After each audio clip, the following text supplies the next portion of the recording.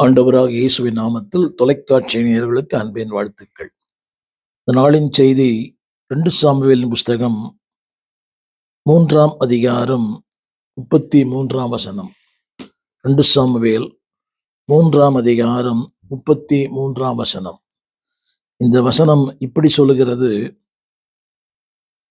ராஜா அப்னேருக்காக புலம்பினான். மதிக்கெட்டவன் சாகிறது போல அப்னேர் செத்து போனான். ராஜா அப்னேருக்காக புலம்பினான். மதிக்கெட்டவன் சாகிறது போல அப்னேர் செத்து போனான். இந்த நாளிலே தேவன் உங்களை என்னையும் ஒரு உயர்ந்த ஸ்தானத்தில் வைத்திருக்கிறார். தேவன் நம்மை ரட்சித்தார், அபிஷேகம் பண்ணினார், வாய்ப்புகளை தந்தார், கிருபைகளை தந்தார், வரங்களை தந்தார். இன்றைக்கு அனைவருடைய வாழ்க்கையிலே தேவன் தந்த கிருபைகளை இழந்து போகிறார்கள்.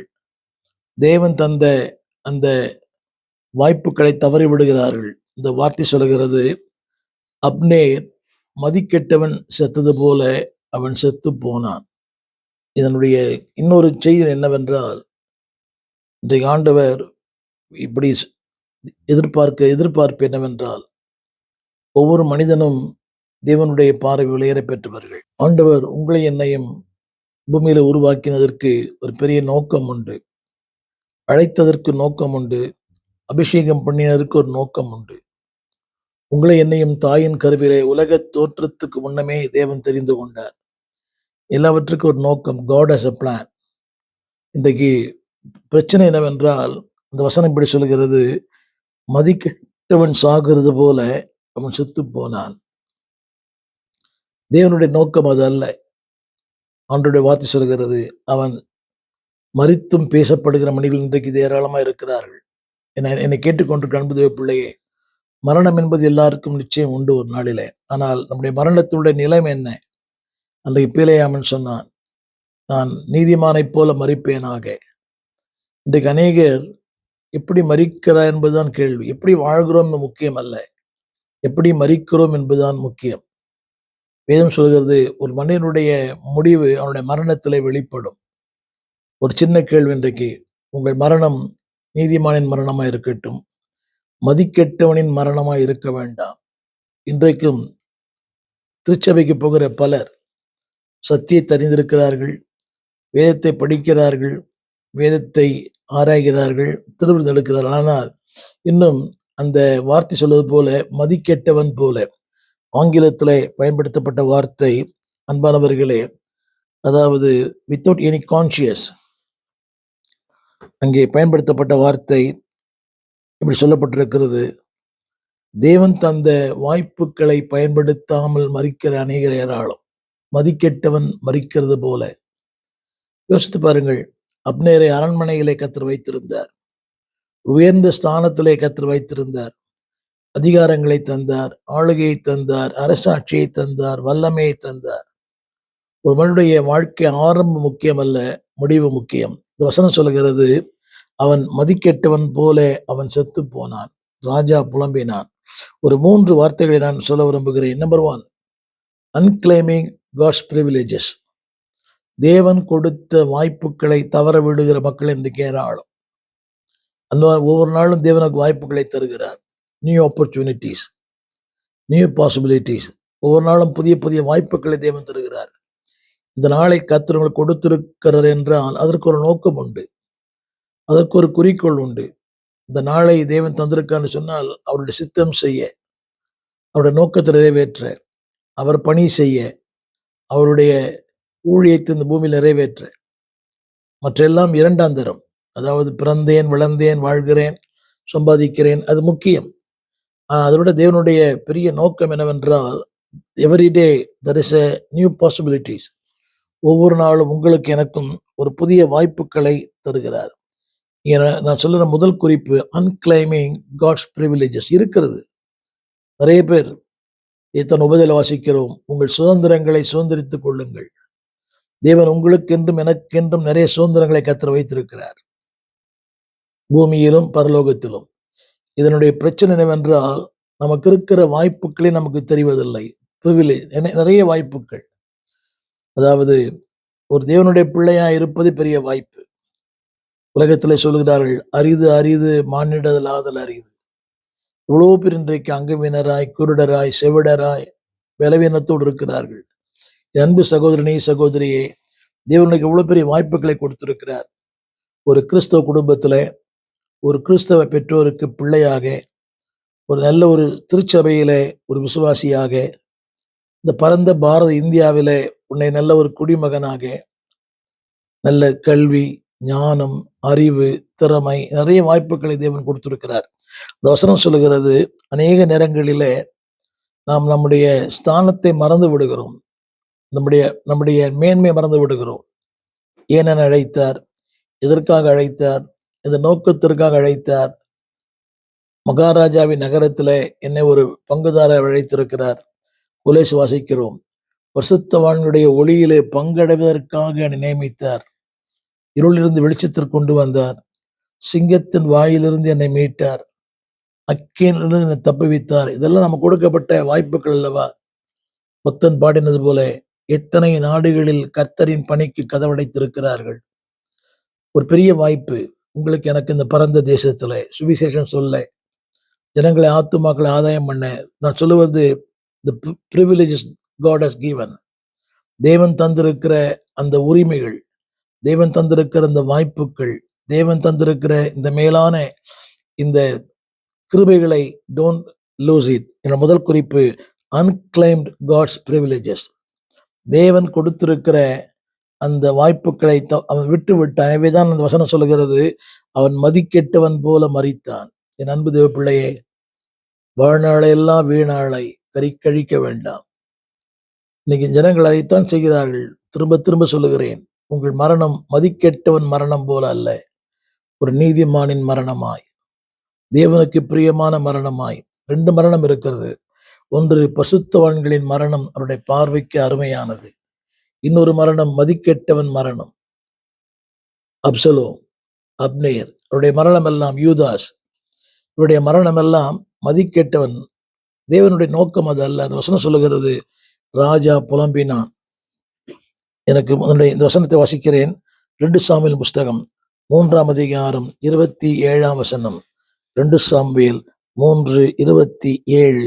அந்த வார்த்தை இப்படி சொல்லுகிறது, அப்னேர் எப்ரோனுக்கு திரும்பி வருகிற போது யோவாப் அவனோடு ரகசியமாய் பேச போகிறவன். நன்றாக கவனிக்க வேண்டும். உங்களையும் என்னையும் தேவன் ஒரு மேலான இடத்துல வைத்திருக்கிறார். இன்றைக்கு அந்த மதிக்கெட்டவன் சாகிறது போல காரணம் என்னவென்றால், நம்முடைய அதிகமான தொடர்புகள், அதிகமான உறவுகள். யார் யாரோடு இருக்கிறார்களோ அவர்கள் அவளை போல் இருப்பார்கள். முடிந்த அளவுக்கு தேவனுடைய பிள்ளைகளோடு, தெய்வீக ஜனங்களோடு, கர்த்தரை அறிந்த பிள்ளைகளோடு கூட உங்களுடைய உறவுகள் இருக்கட்டும்.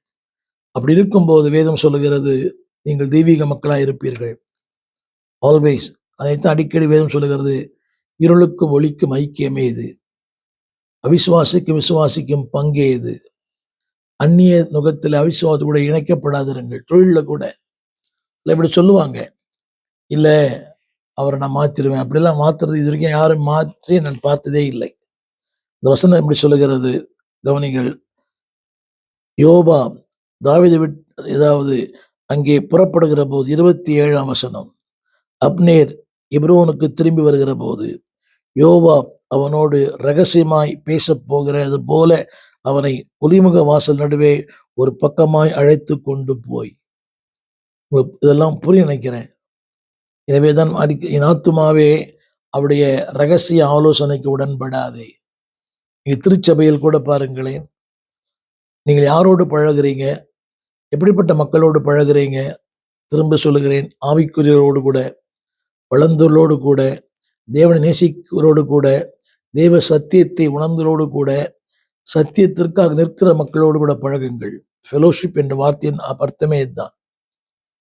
2 fellows sailing in one ship in one direction. இன்றைக்கு நம்முடைய உறவுகள் அதிகப்படியான உறவுகள் உலக மக்களோடு கூட, தேவனை அறியாத மக்களோடு கூட. ஏதோ பணம் கிடைக்கிறது, சிலருக்கு 3 வேளை சாப்பாடு கிடைக்குது, ஏதோ அவசரத்துக்கு நான் உதவி செய்கிறார். வேண்டாம். இங்க ராஜாவினுடைய உதவியை விட இந்த உலகத்துல பெரிய உதவி எதுவுமே இல்லை. தேவன் உதவி செய்வது போல இந்த உலகத்துல எந்த மனிதன் உதவி செய்ய முடியாது. அந்த வார்த்தை சொல்லுகிறது, யோவாப் அவனோடு ரகசியமாய் அவனோடு பேசப்போவனைப் போல ஒலிமுக வாசல்லே நடுவே ஒரு பக்கமாய் அழைத்து கொண்டு போனான். அவன் தம்பி ஆசிரியருடைய இரத்தப் பழியை வாங்க அங்கே அவனை வயிற்றிலே குத்தி கொன்று போட்டான். நன்றாக கவனிக்க வேண்டும்.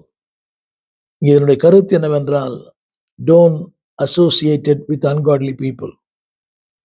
உங்களுடைய தொடர்புகள் யாரோடு? திரும்ப திரும்ப சொல்லுகிறேன்.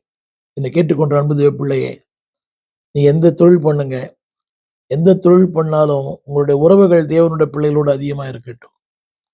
யாரையும் பகைக்க வேண்டாம். நன்றாக இந்த வார்த்தையை திரும்பவுமே வாசிக்கிறேன், கேளுங்கள். அவனை ரகசியமாய் அழைத்து கொண்டு போனான். ஒலிமுக வாசல் நடுவிலே அவனை பக்கமா அழைத்து கொண்டு போய், இதை நான் சொல்லும்போது நல்லா கவனிக்க வேண்டும். அவனை வயிற்றிலே குத்தி கொன்று போட்டான். தவறான உறவு, தவறான நட்பு, கூடா நட்பு கேடாய் முடியும். என்னை கேட்டுக்கொண்டிருக்கிற இது வந்து ஆண்களுக்கும் பொருந்தும், பெண்களுக்கும் பொருந்தும், ஊழியர்களுக்கும் பொருந்தும். அநேகரை பார்க்கிறேன். இந்த ஊழியத்துல அநேகர் கெட்டு போனதற்கு காரணமே தவறான உறவுகள். என்னுடைய ஊழியத்திலே நான் பார்த்திருக்கிறேன். தவறான உறவுகள். அதாவது நிறைய பேரை இப்படி சொன்னா உங்களுக்கு புரியும். ஊழியனுக்கு எதிராய், தலைமைக்கு எதிராய், ஒரு ஸ்தாபனத்துக்கு எதிராய், இப்படி கூடி கூடி பேசுற மக்கள் எல்லாம் பார்த்திருக்கிறேன். அவங்க வாழ்க்கை, அவங்களுடைய வாழ்க்கை முடிவே பரிதாபமாக. நான் சொல்ல வந்த வார்த்தை, அவனுக்கு கொடுக்கப்பட்ட ஆசீர்வாதங்கள் ஏராளம், அவனுக்கு கொடுக்கப்பட்டதான கிருபைகள் ஏராளம், கொடுக்கப்பட்ட உரிமைகள் ஏராளம். ஆனா எதையுமே அவன் பயன்படுத்தவில்லை. Everything was last. நீங்க சொல்ல விரும்புகிற வார்த்தை, அன்பான தேவ பிள்ளையே, அவன் ஒலிமுக வாசலிலே, ஒலிமுக வாசல் என்பது ஒரு மேலான இடம், உயர்வான இடம், உன்னதமான இடம். ஆனால் நான் சொல்ல வந்த வார்த்தை, அங்கே அவன் குத்தி கொன்று போடப்பட்டான். எனவேதான் சொல்லப்பட்டிருக்கிறது ஆதியாமத்துல, என் ஆத்துமாவே அவருடைய ரகசிய ஆலோசனைகளுக்கு உடன்படாதே. என்னை கேட்டுக்கொண்டிருக்க அன்பு தேவ பிள்ளையே, இங்க நிறைய பேர் ஒருவரை புரிந்து கொள்ளாம அவரோட தொடர்பு வச்சுக்காதீங்க. அவரை புரிந்து கொள்ளாம அவரோட உறவு வைக்காதீங்க. அது உங்களை மிகப்பெரிய மோசத்துக்குள்ளே கொண்டு போய்விடும். Be careful. இரண்டாவது நான் சொல்ல வந்து போகிறேன், அன்யூஸ்ட் பவர். தேவன் தந்த கிருபைகளை பயன்படுத்துங்கள். அப்னேருக்கு ஆண்டவர் கிருபைகளை தந்தார், வரங்களை தந்தார், வல்லமையை தந்தார், அதிகாரத்தை தந்தார், படைத்தலைவனாய் கர்த்தர் வைத்திருந்தார். என் அன்பு தேவ பிள்ளையே, உன் ஸ்தானத்தை, உன் ஆதி மேன்மை விட்டு விடாதே. மண்ணுக்காக மாணிக்கத்தை. நான் சொல்ல விரும்புகிற வார்த்தை கவனியுங்கள். Unused power. 34ஆம் வசனம், 34ஆம் வசனம். தேவன் கொடுத்த கிருபைகள், தேவன் கொடுத்த தாளந்துகள், தேவன் கொடுத்த வரங்கள். எல்லாருக்கும் தேவன் வரங்களை கொடுத்திருக்கிறார். God distributed his grace. God distributed his gifts. தேவன் எல்லாருக்கும் வரங்களை கொடுத்திருக்கிறார். இல்லாத ஒன்றுக்காக ஏங்க வேண்டாம், இருக்கிற ஒன்றை பயன்படுத்துங்கள். அந்த வார்த்தையை நான் படிக்கிறேன், கேளுங்கள். 34ஆம் வசனம், 2 சாமுவேல் 3:34. எல்லாமே 3ஆம் அதிகாரத்தை மையமாய் கொண்டது. 34ஆம் வசனத்திலே அந்த வசனம் வாசிக்கிறோம். உன் கைகள் கட்டப்படவில்லை, உன் கால்கள் விளங்கி போடப்படும் இல்லை, துஷ்ட கையில் மடிகிறது போல மடிந்தாயே. புரிய நினைக்கிறேன், நன்றாக கவனிங்க. உன் கைகள் கட்டப்படவில்லை, உன் கால்களில் விலங்கு போடப்படவில்லை, துஷ்டர் கையில் மடிவது போல மடிந்தார்களே. நான் சொல்ல வந்த வார்த்தை, வல்லம் இருந்தது, காயில் கட்டல, கால் கட்டல. he could have escaped. தப்பித்துக் கொண்டிருக்கலாம். அன்றைக்கு அவர் தேவனை நோக்கி அபயமிட்டிருக்கலாம். யோசித்து பாருங்கள். தாவீதின் வாழ்க்கையில பல நேரங்களிலே பார்க்கிறோம், மரணத்துக்கும் அவருக்கும் ஒரு சிறு இடைவெளி மட்டும் இருந்தது.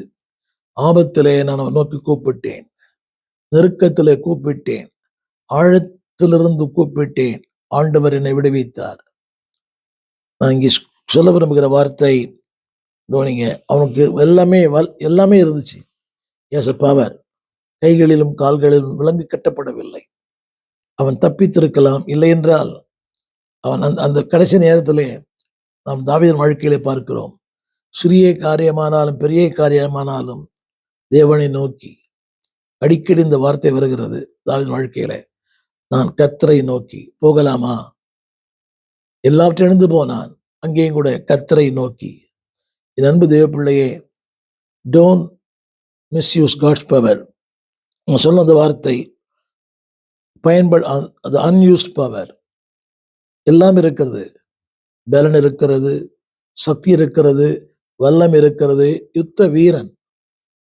He knows. எல்லாவற்றை அறிந்தவன். இதைத்தான் வேதம் சொல்லுகிறது. சத்துருவின் தந்திரங்களை நாம் அறிந்திருக்கிறோம்.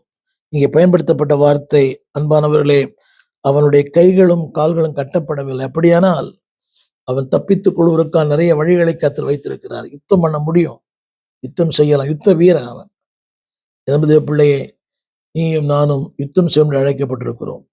எனவே தான் திருமறை சொல்லுகிறது, ஒவ்வொரு நாளும் நமக்கு போராட்டம் உண்டு. அந்த போராட்டம் ஜெயிக்கிற ஒன்னே ஒன்று தேவனுடைய வல்லமை, வார்த்தை, அபிஷேகம். இது ஒண்ணுதான் இட் வில் ஓவர் கம்.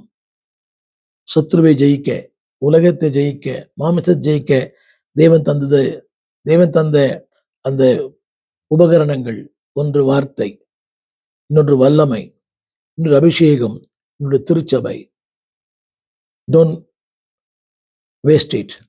அதை விட்டுவிடாதீர்கள். என்னுடைய முதல் குறிப்பு என்னவென்றால், தேவன் தந்த வாய்ப்புகள், பிரிவிலேஜஸ். அவன் கொடுத்திருக்க நிறைய வாய்ப்புகளை தந்தார். அந்த வாய்ப்புகளை பயன்படுத்தல. 2வது வல்லமை தந்தார். என் அன்பு பிள்ளையே, இந்த உலகத்துல வாழ்வது மிக கடினம். ஒரு நாளும் பாடுகள், போராட்டங்கள். வாழ்வதே கடினம், ஊழியம் அதை விட கடினம். But still God has given power. இதைத்தான் அப்போஸ்தலர் 1:8 வாசிக்கிறோம். பரிசுத்த ஆவியான இடத்துல வரும்போது நீங்கள் பலன் அடைந்து. இப்படியா நாம் எல்லாரும் பலவீனர்கள் தான். எல்லாரும் பல காரியங்களில் பலவீனமா இருக்கிறோம். ஆனால் பலன் கொடுக்கிற பரிசுத்த ஆவியானவர்களோடு கூட இருக்கிறார். அவர் சொல்லுகிறார், நான் உன்னை பலனடைய செய்கிறேன். முதல் குறிப்பு அன்கிளைம்டு பிரிவிலேஜஸ். 2வது குறிப்பு அன்யூஸ்ட் பவர். என் தேவ பிள்ளையே, கர்த்தர் உனக்கு எவ்வளவு கிருபைகளை கொடுத்திருக்கிறார். வசனங்களை கற்றுக் கொடுத்திருக்கிறார், கிருபைகளை கொடுத்திருக்கிறார், நல்ல சபையில வைத்திருக்கிறார், நல்ல குடும்பத்தை கொடுத்திருக்கிறார், நல்ல பெற்றோரை கொடுத்திருக்கிறார். Use it. நான் பல முறை சொல்லியிருக்கிறேன், இந்த உலகத்தில் ஜெபிக்கிற தாய் தகப்பன் எவனுக்கு இருக்கிறார்களோ அவர்கள் பாக்கியவான்கள். Don't waste that. 3வது குறிப்பு சொல்ல நம்புகிறேன், ஞானம் இல்லாத வாழ்கிற வாழ்க்கை, அன்வைஸ். திரும்ப சொல்லுகிறேன், அன்கிளைம்டு. 2வது அன்யூஸ்ட், பயன்படுத்துவதில்லை. நிறைய பேர் இன்னைக்கு வரங்கள் இருக்கிறது, வல்லமை இருக்கிறது, கிருபைகள் இருக்கிறது. எல்லாருக்கும் ஒரே கிருபை இல்லை, அன்யூஸ்ட் நிறைய இருக்குது. இன்னைக்கு வீடுகளை பாருங்களேன், பயன்படுத்தாத பொருட்கள் ஏராளம் இருக்கிறது. தாங்களும் பயன்படுத்த மாட்டாங்க, அடுத்தவங்க பயன்படுத்த அது உதவி செய்ய மாட்டாங்க. என் அன்பு தேவ பிள்ளையே, உனக்குள்ள என்ன இருக்கிறத பயன்படுத்து. இதைத்தான் பவுல் சொல்லுகிறார், உனக்குள் இருக்கிற ஒன்றை ஆனால் மூட்டி எழுப்பி விடு. அது உனக்கு பயன்படும், அநேகருக்கு பயன்படும். உனக்கு என்ன கிருபை இருக்குதோ யூஸ் இட். இல்லாத ஒரு கிருபைக்காக ஏங்க வேண்டாம். யாரை பார்த்தும் பொறாமைப்பட வேண்டாம், யாரை பார்த்து பெருமூச்சுப்பட வேண்டாம். வாட் காட் ஹஸ் கிவன், உங்களுக்கு தேவன் என்னத்தை கொடுத்திருக்கிறாரோ அதை சரியாய் பயன்படுத்துங்கள். Use it. 3வது சொல்ல விரும்புகிற வார்த்தை அன்யூஸ்ட், அதாவது அன்வைஸ் பார்ட்டி. தேவையில்லாத மக்களோடு கூட உறவு வைக்க வேண்டாம். பல முறை சொல்லியிருக்கிறேன். ஞானமற்ற மக்களைப் போல நடவாமல் ஞானமுள்ளவர்களாய் நடந்து கொள்ளுங்கள். நாட்கள் கொடிதாய் மாறிடும் முன். அந்த வார்த்தை படிக்கிறேன். 27ஆம் வசனம். 27ஆம் வசனம் ஆரம்பத்தில் படித்தேன். 27, 3ஆம் அதிகாரம் 27. அவனோடு ரகசியமாய் பேச போகிறவனை போல அவனை ஒலிமுக வாசலிலே நடுவே அவனை ஒரு பக்கமாய் அழைத்து கொண்டு போய். நிறைய பேர் அப்படித்தானே, ஒரு பக்கமாய் தேவன் பக்கமாய் நடத்த வேண்டிய பிள்ளைகளை இன்றைக்கு உலகம் நடத்தி கொண்டிருக்கிறது. சத்ரு நடத்து பாருங்க. நீங்க அவங்களுக்கு சாதகமா பேசலைன்னா உள்ளவங்க போயிடுவாங்க. எல்லாவற்றுக்கும் நீங்க தலாட்டணும். அந்த வார்த்தையை ரொம்ப ஆழமா சொல்ல விரும்புகிறேன். அதாவது ஒரு பக்கமாய் அழைத்து கொண்டு போய். இன்னைக்கு ஊழியர்கள் கூட அப்படிதான். அதை யோசிப்பதில்லை. நடுநிலையா இருக்கிற மக்கள் மிக குறைவு. இத்தனை ஆண்டுகள் நான் பார்த்து பழகி, அறிவு இருக்கிறது, திறமை இருக்கிறது, எல்லாமே இருக்கிறது. ஆனா ஒரு பக்கமாய் குடும்பங்களோடு பாருங்களேன், ஒரு தலைப்பட்சமாய் பேசுகிற பிள்ளைகள் இருக்கிறார்கள். ஒரு தலைப்பட்சமாய் பேசுகிற விசுவாசி இருக்கிறாங்க. ஒரு தலைப்பட்சமாய் பேசுகிற மக்கள் இருக்காங்க. ஒரு பக்கமாய் இதுக்கு ஆங்கிலத்துல பயன்படுத்தப்பட்ட வார்த்தை கவனியுங்கள். அதாவது அதாவது ஸ்பீக்கிங் ஒன் சைடு. நீங்க அரசியல்ல கூட எனக்கு அவர் பிடிக்கவில்லை. நடுநிலை பத்திரிகைகள் மிக குறைவு. இந்த ஊடகங்கள், நடுநிலை ஊடகங்கள் மிக குறைவு. நடுநிலையாருன்னு சொல்லுவாங்க, நடுநிலையா இல்ல. இதுவரைக்கும் யார் எதிர்த்து பேசினார்களோ தினந்தோறும் இன்றைக்கு அவருடைய புகைப்படம் தான் வந்து கொண்டிருக்கிறது. பத்திரிகைகளிலும், செய்தித்தாள்களிலும், ஊடகங்களிலும் இந்த யூடியூபர்ஸ் முழுக்க அவருடைய புகைப்படத்தை தான் இன்றைக்கு வெளியிடுகிறார்கள். அங்கே போனார், உட்கார்ந்தார், அமர்ந்தார், சாப்பிட்டார். இன்றைக்கு மக்கள், அதாவது மாறி வரும் ஒரு உலகம். நீங்கள் யார் பக்கம் இருக்கிறீங்க? இதைத்தான் ஆண்டவர் சொன்னார்.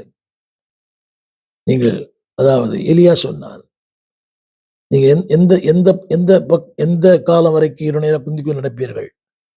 கர்த்தர் தெய்வமானால் கர்த்தரை பின்பற்றுங்கள், பாகால் தெய்வமானால் பாகாலை பின்பற்றுங்கள். நீங்க கவனிச்சு பாருங்க, அவனுடைய மரணத்திற்கு அவனே காரணமானான். அவனை ஒரு பக்கமாய் அழைத்து கொண்டு போய் அவன் வயிற்றிலே அவனை குத்தி கொன்று போட்டான். இது அவனே தேடிக்கொண்ட ஒரு மரணம். தவறான உறவு, தவறான இருப்பிடம், தவறான நட்பு, தவறான வாழ்க்கை. என சொல்ல வந்த வார்த்தை நன்றாக எங்களை புரிந்து கொள்ள வேண்டும். ஒருத்தவங்க ரொம்ப அன்பு பாராட்டுறாருன்னா அது கொஞ்சம் யோசிங்க. இதுவரைக்கும் அன்பு பாராட்டாத அன்பு பாராட்டுறார், விருந்து கூப்பிடுறார், உதவி செய்கிறார். சில பேர் வழியே வந்து நமக்கு உதவி பண்றாங்க. அது காரணம் என்னவென்றால், நம்மிடத்துல ஏதோ ஒன்று எதிர்பார்க்கிறார்கள். அந்த எதிர்பார்ப்பை நீங்கள் நிறைவேற்றாவிட்டால் அவர்கள் உங்கள் சத்துருக்களாய் மாறிவிடுவார்கள். ஈவன் உங்களை கொலை செய்யும் துணிவார்கள். எஸ்பெஷலி சகோதரிகள் ஜாக்கிரதையா இருக்கணும். நீங்கள் தனிமையா இருக்கலாம். ஒருவேளை நீங்கள் உங்களுடைய தனிமையை உலகம் பயன்படுத்திக் கொள்ளுகிறது. அது அலுவலகமா இருக்கட்டும், வாழ்க்கையா இருக்கட்டும், ஏன் திருச்சபையில கூட உங்கள் தனிமையை இந்த உலகம் பயன்படுத்த விரும்புகிறது. உங்கள் தனிமையை கர்த்தர் மட்டும்தான் பயன்படுத்தணும். அவனை ரகசியமாய் அழைத்து கொண்டு போய் ஒரு பக்கமா அழைத்து கொண்டு போய், இங்கே பயன்படுத்தப்பட்ட அழகான ஒரு வார்த்தை கவனியுங்கள். அன்வைஸ், ஞானம் இல்லாம. ஏன் அவனை கூப்பிடுறாரு? இவ்வளவு அடிக்கடி பேசுறாரு, கவனிக்கணும். சும்மாவே பேசுவாங்க, சும்மாவே நமக்கு உதவி செய்வாங்க. வெளியே வந்து உதவி செய்யற மக்கள் இன்றைக்கு ஏராளம்.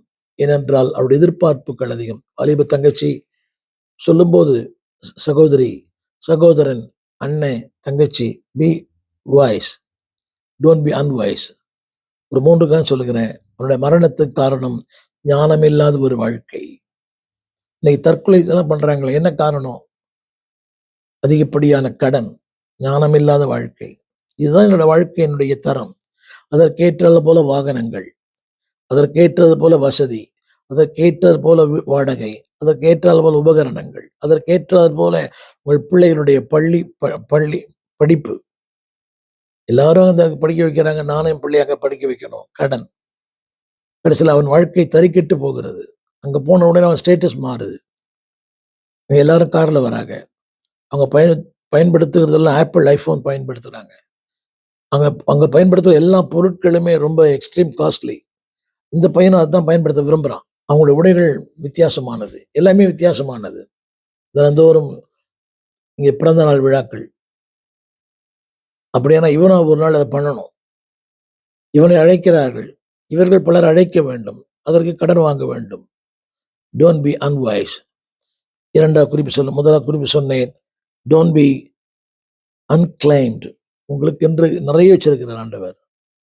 உங்களுக்கு என்ன வைத்திருக்கிறார் பெற்றுக்கொள்ளுங்கள். என் வாழ்க்கை நான் திரும்பி பார்க்கிறேன். தேவன் தந்த பல சுதந்திரங்களை ஐ மிஸ்ட் இட். தேவன் தந்த வாய்ப்புகளை நான் விட்டு விட்டேன். தேவன் தந்த அந்த மேலான அந்த உன்னதமான இடத்தை ஐ மிஸ்ட் இட். அறிவு எதையோ நம்பி, குறுகிய மனப்பான்மை, குறுகிய பார்வை. Don't unclaim God's blessing. தேவனுடைய அறியப்படாத ஆசீர்வாதங்களை விட்டுவிட வேண்டாம். உங்களுக்கு கொடுத்திருக்கிற வாய்ப்புகள் நிறைய வசதி வாய்ப்புகள் என்பது ஒரு முறை வரும். சத்திரக்காரனை தேடி இரட்சகர் இயேசு பூமிக்கு வந்தார். அவனுக்கு பெயரே இல்லை, சத்திரக்காரன். அவன் மட்டும் அன்றைக்கு இரட்சகருக்கு இடம் கொடுத்திருப்பான். ஆனால் அவன் பெயர் வேதத்தில் இடம் பெற்றிருக்கும். வேசியன் பெயர் இடம் பெற்றிருக்கிறது. எத்தனையோ பேருடைய பேரிடம் பெற்றிருக்கிறது. ஒரு ஒரு பிச்சைக்காரன் லாசருடைய பேரிடம் பெற்றிருக்கிறது. சத்திரக்காரனுக்கு அந்த பெயரே இல்லை. அப்படியானால் அறியப்படாமலே அவன் போனான். அவனை தேடி இரட்சகர் இயேசு வந்தார். அவன் மாத்திரம் எனக்கு இடம் கொடுத்திருந்தால் சத்திரக்காரன் அல்ல, சத்திரத்திற்கு சொந்தக்காரனா மாறியிருப்பான். அவனுக்கு இடம் இருந்திருக்கும். ராகா பெயர் இருக்கும்போது அவன் பெயரிடம் பெற்றிருக்குமே. அறியப்படாமலே போனான். He lost his privileges. இரண்டாவது சொல்ல நம்புகிறேன். He lost his power. அப்படியே அவனுக்கு எல்லாம் இருந்தது. ஆனால் வல்லம் இழந்தான். என் அன்பு தேவ பிள்ளையே, சிம்சோனை போல எது இழந்தாலும் பரவாயில்லை. தேவன் தந்த கிருபைகளை, தேவன் தந்த வரங்களை, தேவன் தந்த வல்லமையை இழந்துவிட வேண்டாம். மூன்றாவது சொல்ல நம்புகிறேன். Unwise party. தேவனுக்கு பிரியம் இல்லாது. கொஞ்சம் கேளுங்க. ஆண்டவரே, இவரோடு பழகிறேனே உமக்கு பிரியம் தானா? இவரோடு பழகிறேனே எனக்கு பாதுகாப்பா? இவரோடு பழகிறேனே எனக்கு ஆபத்தா? யோசித்து பாருங்க. சில பேர் நம்ம கொண்டு போய் எங்கேயோ பள்ளத்துல தள்ளிடுவாங்க. இந்த தேவையற்ற இந்த பிணைப்புகளிலே நம்ம சிக்க வைப்பாங்க. இந்த ஷூரிட்டி போடுறது, கடன் வாங்கி கொடுக்கறது, அன்வைஸ் பார்ட்டி எல்லாமே பீல வரும். அது ப்ரிவிலேஜஸ், பவர், பார்ட்டி எல்லாமே ஞானத்தோட அன்யூஸ்ட். அடுத்து அன்பிரிவிலேஜ், அடுத்து அன்வைஸ், அன்கிளைம். வேண்டாம். தேவன் தந்தை எத்தனையும் பயன்படுத்துங்க. உங்களுக்காகத்தான். உங்களுக்காக எல்லாவற்றையும் வைத்திருக்கிறார். எல்லாவற்றையும் முடித்து சொன்னார். எல்லாம் முடிந்தது என்றார். உனக்காக சகலவற்றையும், எனக்காக எல்லாவற்றையும் ஆயத்தம் பண்ணுகிற கர்த்தர். நீ இந்த பூமியில உருவாவதற்கு முன்னமே எல்லாம் ஆயத்தம் பண்ணியிருக்கிறார்.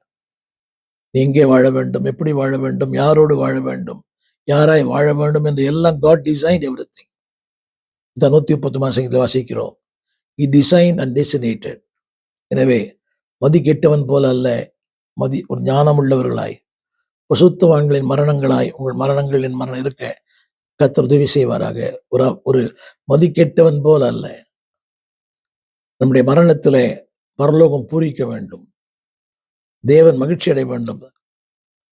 நான் என்ன நோக்கத்துக்கு என்று பூமியில் அனுப்பப்பட்டேனோ அதை செய்து முடிக்க அவர் சொன்னார். எல்லாம் முடிந்தது. யோவான் 13:1 தான் பிதாவிடத்திற்கு போகும்படியான தமது வேலை வந்தது என்று அறிந்து, பிதாவே, என் அன்பு பிள்ளையே, உங்கள் மரணம் என் மரணம் ஒரு நீதிமானின் மரணமாய், தேவனுக்கு பிரியமான மரணம். மதிக்கெட்டவன் மரிப்பது போல அல்ல, காலத்துக்கு முந்தி அல்ல, தேவன் நியமித்த காலத்துல நம்முடைய வாழ்க்கை முடிய ஞானம் உள்ளவர்களாய், கிருபைகளை ஒழுங்காய் பயன்படுத்துவர்களாய், தேவையற்ற காரியங்களில் ஈடுபாடு சிக்கிக்கொள்ளாதபடி பாதுகாத்துக் கொள்ளுவோம். கர்த்தர் கிருபை தருவார். ஜெபிப்போம். வானத்தையும் பூமியையும் படைத்த நல்ல ஆண்டவரே, இந்த அருமையான வேலைக்காக நன்றியோடு உம்மை துதிக்கிறோம்.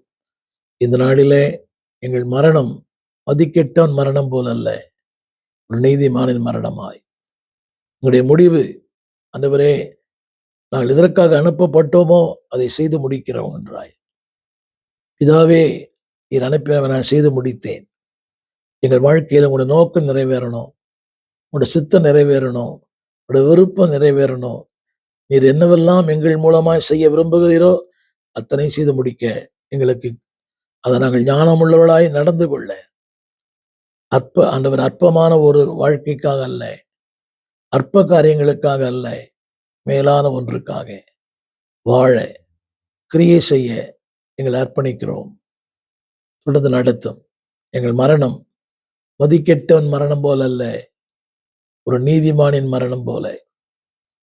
தேவனுக்கு பிரியமான எங்கள் முடிவு உங்களுக்கு பிரியமா இருக்கட்டும் ஐயா. கிருபைகளை பயன்படுத்த, காலங்களை பயன்படுத்த, நீ தந்த வரங்களை பயன்படுத்த, நீ தந்த வாய்ப்புகளை பயன்படுத்த, நீ தந்த திறமைகளை பயன்படுத்த. எத்தனையோ பேர் திருச்சபையிலே திறமை உள்ள இருக்கிறாங்க, ஆனா பயன்படுத்துறதே இல்லை. அதை ஒழுங்காய் பயன்படுத்த கிருபைதார். ஒரு மனுஷனுக்காக அல்ல, எங்களை படைத்த தேவனுக்காக என் திறமை பயன்படட்டும். என் நேரம், என் உழைப்பு, என் திறமை, ஞானம், என் செல்வம் அத்தனையும் ஆண்டவருக்கு பயன்பட அர்ப்பணிக்கிறோம். உடைய கரங்களிலே தாழ்த்துகிறோம். கர்த்தர் நடத்தும். இயேசுவின் நாமத்தில் வேண்டிக் கொள்ளுகிறோம் நல்ல பிதாவே. ஆமென். அன்பான தேவ பிள்ளைகளே, தேவன் தந்த தாளந்துகளை, தேவன் தந்த திறமைகளை, தேவன் தந்த வாய்ப்பை, தேவனுக்கென்று பயன்படுத்துங்கள். கர்த்தர் உங்களுக்கு உதவி செய்வார். ஜெபிக்கிறேன். இந்த செய்தி குறித்த கருத்துக்களை எங்களோடு பகிர்ந்து கொள்ளுங்கள். இந்த செய்தி உங்களுக்கு ஆசிரியமா இருக்குமேயானால் இதை கேளுங்கள், அடுத்தவரையும் கேட்க செய்யுங்கள். அவனுடைய வசனத்தை முடிந்த அளவுக்கு மற்றவர்களுக்கு அனுப்பி தாங்குங்கள்.